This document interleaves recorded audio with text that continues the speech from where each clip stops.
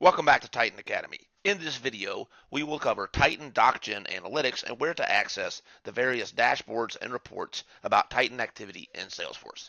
Log into Salesforce, click the 9 dots as the app launcher, search for Titan, and select the Titan app.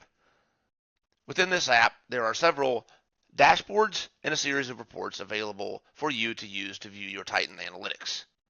Let's take a look. Click on the Titan Sign Analytics tab to be taken to the Titan Sign dashboard. This dashboard shows a variety of information such as Titan Sign documents by status, documents in process from the past week, voided documents this month, rejected documents, and so forth. To drill down into the details behind these dashboards, simply click on the link that says View Report. For example, on this link here, will take you to the report Titan Sign Documents by Status. And here you can drill in on the details. You can also see information about Titan surveys on the Titan Analytics tab.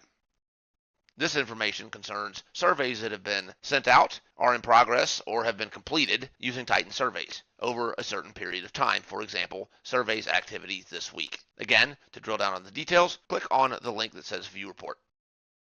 You can view all of the source reports in the Salesforce Reports object in the tab. Go to Reports and go to All Folders. The 3 folders that contain the source reports for Titan's reports and dashboards are Surveys, Titan DocGen, and Titan Sign. Let's take a look, for example, at the Titan DocGen folder. Here you find all kinds of information about document generation, such as the document generation log, documents generated by user, documents generated by action this month.